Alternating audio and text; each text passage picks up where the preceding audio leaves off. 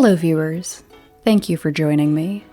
Back when I reviewed A School Frozen in Time, I mentioned that I'd originally been in the bookstore that day planning to start a longer series, but then they didn't have the first volume to any of the ones I was looking for in stock.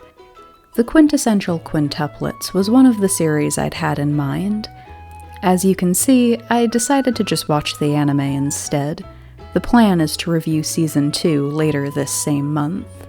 I don't think there are too many specifics that I'll be going into here, but do be warned that I don't tend to hold myself back too much with spoilers when I'm only covering the first half of a story. The Quintessential Quintuplets is the story of Futaro Uesugi, a real stick-in-the-mud, serious high school student. Episode 1 sees an unheard-of occurrence. A pretty girl decides to sit with him at lunch, and he immediately gets on her bad side, bragging about his own grades and judging hers pretty mercilessly when they catch sight of each other's test scores. So she storms away, presumably never to be seen again. But then Futaro gets a phone call. His sister excitedly tells him that a rich family's just moved to town, and they want to pay him to tutor their children. Futaro's family is struggling with some kind of debt, so it's too good an opportunity to pass up, until he realizes that his students are the girl he offended earlier that day, and her 4 fellow quintuplets. It's quite the task to get all the Nakano sisters to accept him as their tutor in the first place. 2 in particular don't really join the group until the season's more than half over.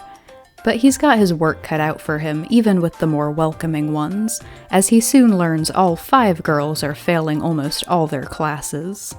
There is one thing I want to make clear from the start. One aspect of the story that, at least in Season 1, has disappointed me so far. I love stories about good teachers making a difference for students who are struggling, so the premise of this story drew me in. But the Quintessential Quintuplets is first and foremost a romance. Very little time is actually spent on Futaro helping them with their studies. The one big story point that is about their grades isn't even really about the girls. When midterms start approaching, their father calls Futaro and tells him that if any of them fail, he's fired. So he's more invested in their success than any of the sisters themselves. So I'll admit that hindered my enjoyment for a while, but I do actually have a fondness for harem stories in general. I love shows with big casts of characters, so I did enjoy getting to explore who the sisters were as individuals as Futaro got to know them better. There's no real logical order to go in, so I'll go down the list by order of who stood out the most to me, which actually makes it kind of funny we're starting with the quietest sister. Miku is the first one Futaro makes any real progress with. He notices that, while her grades are pretty bad overall, her history scores are great. He uncovers a secret she's been keeping even from her sisters. A while back, Miku got into a video game set in ancient times. Her love of this game has led to Miku doing her own research for fun. She's gotten into historic warlords the way her peers fangirl over boy bands. And as a longtime anime fan, this was super relatable. Does anyone else remember the Hetalia craze? When suddenly anime fans were researching historical events that never got covered in school. I don't know anyone who paid attention to figure skating before Yuri on Ice came out. Miku's unusually detailed knowledge of warlords is totally believable to me. I've seen that sort of passion for a real-life thing develop from a work of fiction a lot. It was great to see Futaro use that interest to motivate her to study a little more. I was hoping to see more of that kind of thing for all the sisters. And, of course, I'm going to have a soft spot for the nerdy one. But it's not just me. The series itself spends a lot of time with Miku during this first season. Her feelings develop the most over the course of these 12 episodes, and it was really interesting to see her status as a quintuplet cause her to struggle with those feelings. The sisters used to be really close with their mother, who died of circumstances that haven't been specified yet. She used to tell them that they were all 5/5 of one whole, which I have some opinions about. I don't think it's great to suggest to your kids that they're not a complete person on their own, but like I said, I don't know the circumstances of her death yet. She might have been sick for a while and trying to prepare them for life without her. I don't doubt she did mean it in a positive way, and they seem to take comfort in that reminder that they're all there to support each other. But Miku also struggles with the idea that she could have something her sisters wouldn't be able to share, that it would upset the balance. Futaro is actually the one to put those worries to rest, though he doesn't fully understand the significance of her question. He reminds her that one of her sisters is a lot more athletic than the rest of them, and while it may be true that they once all had that same potential, Yotsuba's the only one who's put the work in to have those skills, and it would be a disservice to her to ignore that difference. He suggests that maybe she should focus a little more on being fair, rather than trying to force them all to be equal. Miku is definitely my favorite character so far, and while I don't actually think her chances are that good, I can hope. That said, Ichika really grew on me over the course of Season 1 also. She's the oldest quintuplet, and while they couldn't have all been born that far apart, she really embodies that older sister role. She's always got an eye on the other four, what they're thinking and feeling. She sort of takes up the role as Futaro's translator whenever he's struggling to communicate with one of the others.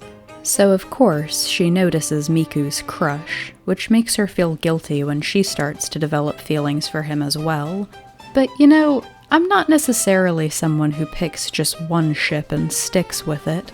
I could definitely support this pairing too, if the series were to go this route.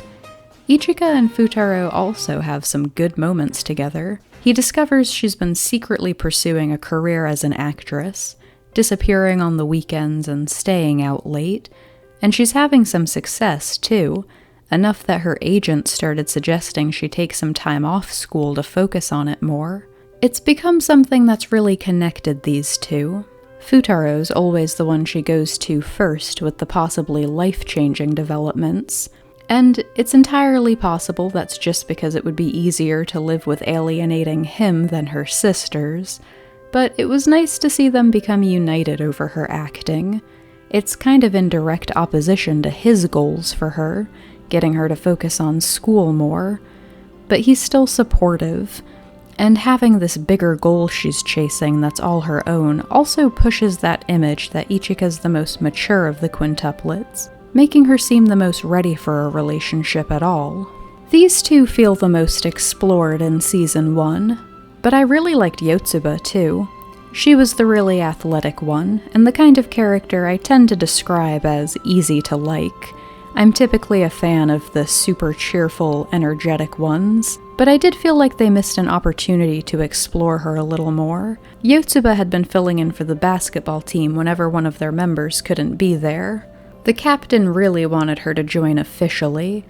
Yotsuba turned her down, using the excuse that she needed to focus on her studies, but Yotsuba's never seemed that concerned about them. Usually schools have some sort of policy where you have to keep your grades at a certain point to participate in sports. It would have been nice if she had really wanted to join and had something to actually motivate her to study. At least, that very episode where it comes to a head, she'd been telling Futaro how it feels like she's the only one of her sisters who hasn't grown at all since they met him. Taking on that commitment to the team would have been a great opportunity for growth. Then there's Nino, who's a little more complicated. On the surface, at least, she's the cool one. Yotsuba describes her as a social butterfly, and she is the only sister who's really shown to have a group of friends outside the other quintuplets. Most notably, she's the most resistant to accepting Futaro as part of their lives. Even 12 episodes in, we're just barely there with that relationship. But as we get to know her better, we see it's just because she's really protective of her sisters, and I can't help but appreciate that. I'm withholding judgment on Nino. I can tell there's a softer side under her cold exterior, but we haven't really seen it yet. And finally, there's Itsuki. She's a little complicated to talk about too. I mentioned that, As much as I like Miku, it doesn't feel like she has much of a chance with Futaro in the long run. That's mostly because it feels like Itsuki's meant to be the real love interest. And it's kind of hard to explain why. She is the first quintuplet you meet, the one who kicks off the story, and she does feel like the most ordinary, down-to-earth sister, but that's kind of been a double-edged sword, because so far, that's also made her the least interesting sister, and it's not like he doesn't have serious moments with the other girls, too. Itsuki's also barely been explored throughout this first season. She's quick to take offense to Futaro's rudeness, and she's very proud, so she basically spends this entire first season dancing around the apology she does want to give and receive. She's the most serious about her studies, and she does want to patch up their relationship and accept his help as a tutor, but her pride keeps getting in the way.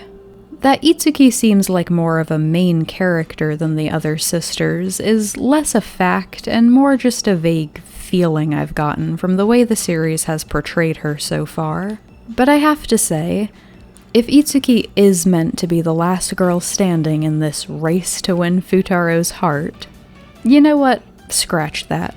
For almost any ending, I feel like Season 2 has got its work cut out for it in order to reach an ending that feels satisfying. In the case of Itsuki specifically, they barely qualify as friends at this point. Season 2 would have to focus almost exclusively on her to bring them to a believable romance. So much time has been put in for Miku and Ichika already. I'd honestly rather the series just stick with one of them, see one of those routes through to the end.